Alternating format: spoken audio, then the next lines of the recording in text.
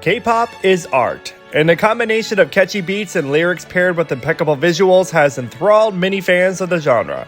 But it's also an industry that needs to make money to survive. For many years, K-pop labels have sought to export their music product in an effort to gain a bigger return on investment. Assembling a group, training them, producing songs and videos, and eventually promoting them takes a lot of money. And with its population of 51 million, South Korea is simply not as profitable as countries with larger populations and economies. Korea's digital platform offerings are not profitable, and SM Entertainment's founder summed it up when he said that 1 million tracks sold on a Korean online music platform does not cover the cost of making a music video.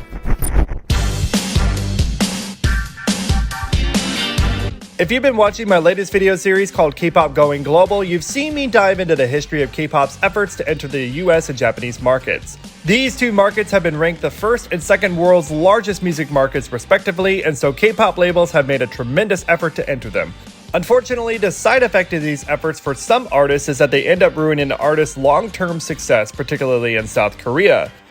So this is the topic of this video in my series. If this topic interests you, there's definitely more stories to share, and I suggest you also check out my other videos from the series after this one, as well as hitting those like and subscribe buttons to really help me out here in this YouTube space. I appreciate all your support. And so let's dive into these stories.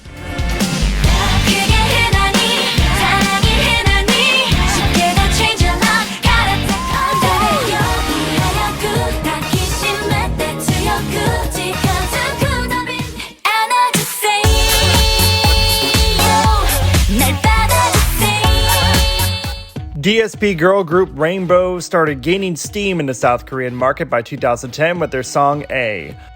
Unless you were from SM, typically girl groups during these times had lower sales on their physical albums but incredible digital sales.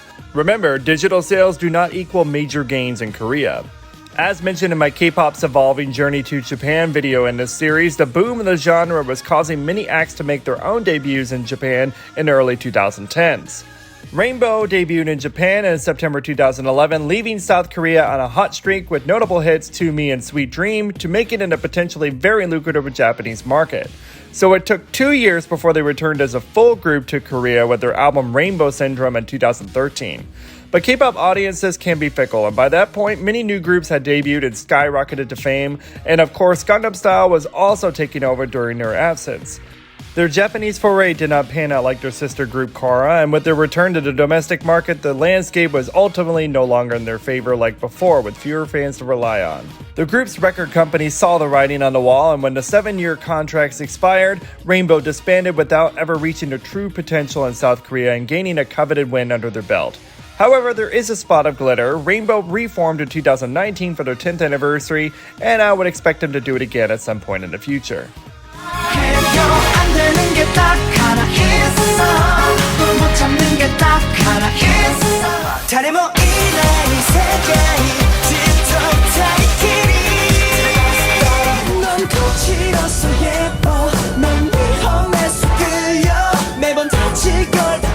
I have always said that if you are a new and rising group in K-pop, you need to have built up a reputation and significant fan base before you disappear to Japan, because leaving for long periods of time in those critical first years can be quite damaging in the long term.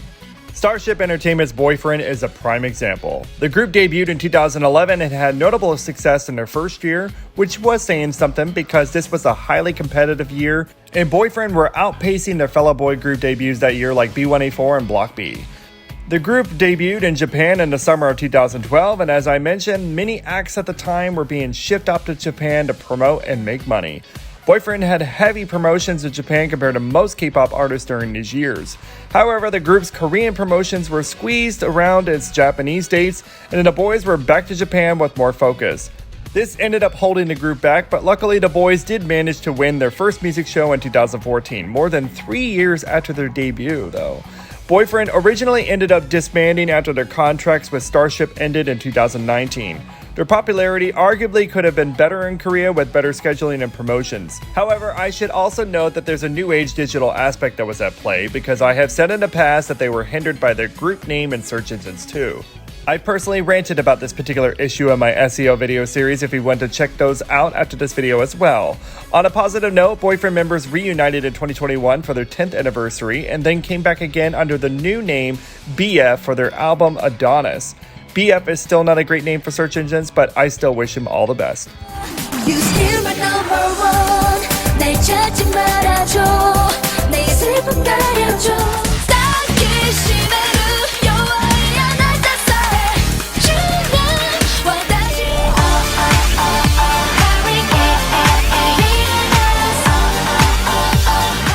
If you watched the first video in this series focusing on Japan, you'll know that BoA had groundbreaking success in the country in the 2000s, setting the stage and standard for many K-pop acts to follow in the following years. In her home market, she would often return in the summertime to promote her new album in Korea. Number 1, Atlantis Princess, My Name, and Girls on Top were major iconic hits in Korea and some of her definitive songs in her catalog. She managed to juggle both Japan and Korea quite well for some time until after 2005, where she started focusing more of her attention on the more lucrative Japanese market before shifting again to the United States in 2008. Her American debut and promotions kept her focus away from Japan and Korea for 2 years, and when she finally pivoted back to Japan for her 2010 album, it received less promotion and ended her streak of #1 albums in Japan. Later that same year in Korea, she finally made a return in her first album in 5 years for her 10th anniversary. While Hurricane Venus did notably decent that year, it showed BoA the drawback of trying to simultaneously promote in 3 different markets. Still, she had her hits in the 2010s, but looking back, you could see a notable shift in popularity and success after she left Korea in 2005 to Japan and then US versus what happened in her early years. She is a legend, and as a major fan myself, I still hope she can continue achieving her dreams and new records.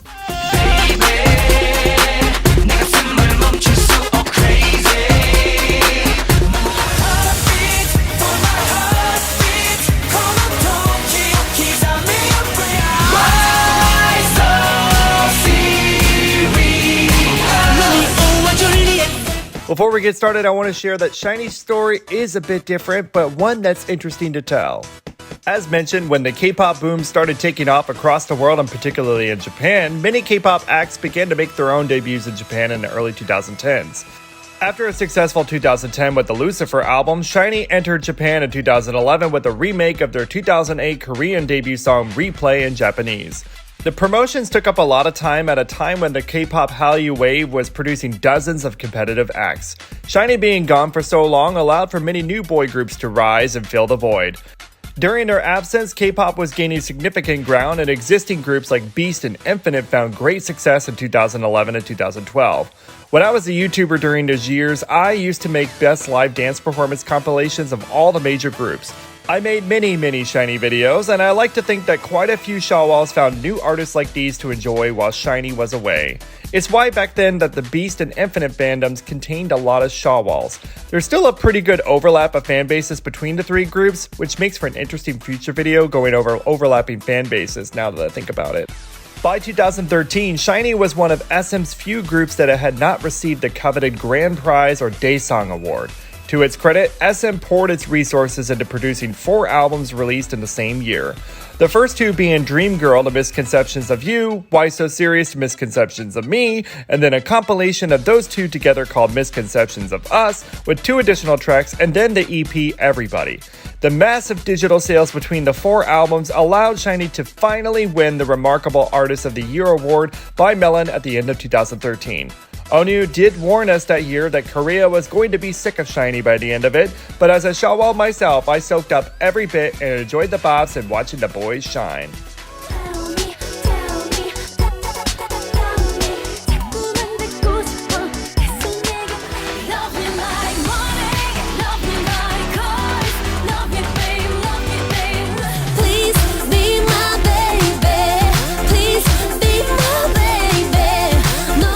The Wonder Girls had an incredible run as one of the first K-pop viral sensations in the world, being the first to land in Billboard's Top 100 and having multiple Song of the Year wins in Korea.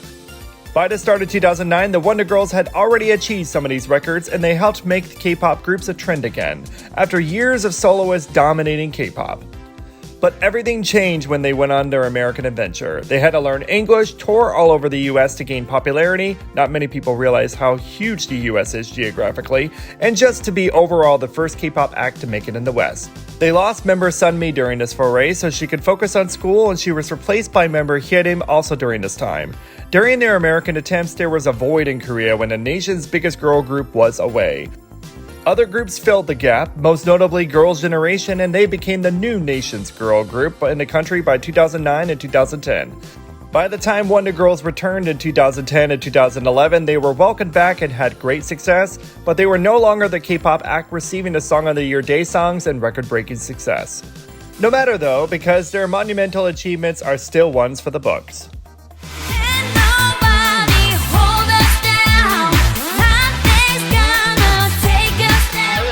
Bitches.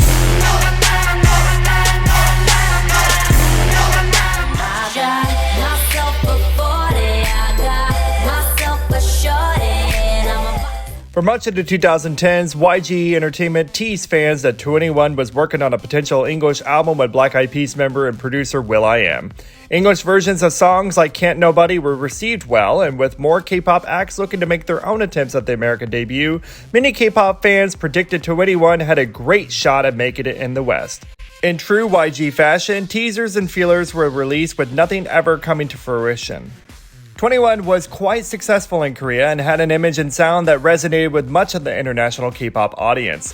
Things went a different direction when it was revealed that member CL would make her American solo debut in August of 2016 with the song Lifted, resulting in mild success. Mind you, 2NE1 had a very successful comeback in the first part of 2014, and so the years of working on his English album and debut continued, but 2NE1 ended up being more or less dungeonized for 2 years, which is my DareDB K-pop term for YG's poor decisions and not properly promoting their artists. In 2016, a new girl group was on the horizon for YG, and it was out with the old and in with the new. The label abruptly announced the disbandment of 2NE1 at the end of 2016, with nothing truly ever significantly materializing after the so-called American promotion efforts that were in the works after Lifted. It was honestly very frustrating to watch, as the wasted potential of CL and 2NE1 was on full display for years. I know, I have been quite professional in this very important video series of mine, but I just had to get on my soapbox and shine light on this travesty. I will never forgive them, but I do hope that 2NE1 does reunite as a group and prove them wrong. And I will be here with my popcorn, thank you very much.